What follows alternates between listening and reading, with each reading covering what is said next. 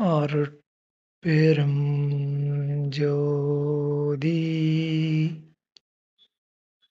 அருட்பெரும் ஜோதி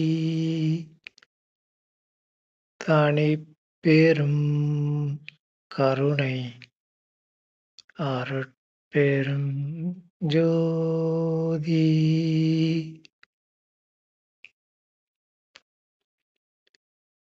இந்த பதிவில் மனம் என்னும் தலைப்பில் வேலூர் ஐயா எனும் அருட்திரு யோகானந்த சாமிகள் அருளிய விளக்கத்தை அறிவோம். தலைப்பு மனம்.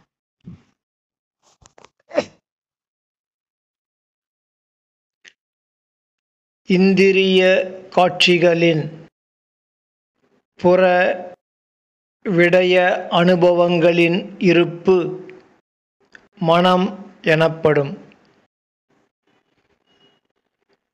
இப்படி பற்பல விடயங்களை பல பிறவிகளில் தேர்ந்து மனதில் கொண்டவன் புத்திமான் என்றும் பகுத்தறிவாளி என்றும் ஆவான். பல நூல்களைக் கற்று பல அறிஞர் அறிவுரை கேட்டு அதற்கு ஒப்ப நடந்து அதில் தோன்றும் காட்சிகளைக் கொண்டது ஞானம் அல்லது அறிவு எனப்படும்.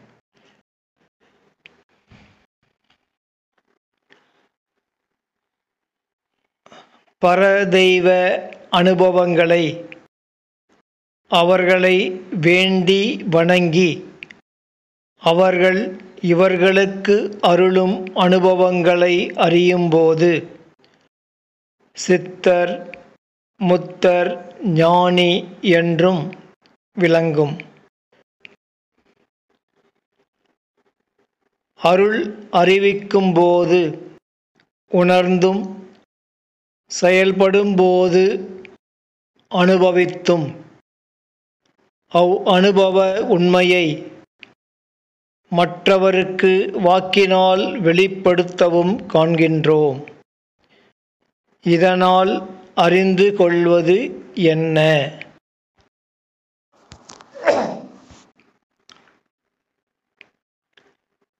இந்திரியம் மனதை அறியாது. மனம் புத்தியை அறியாது. புத்தி அறிவை அறியாது. அறிவு அருளை அறியாது. அருளின்றி அமையாது ஒன்றும். ஒவ்வொன்றும் காட்சி விளக்கம் செயல் என தேர்வு பெற வேண்டும். புத்தியால் ஆராயத் தொடங்கின் மனதளவே ஆம்.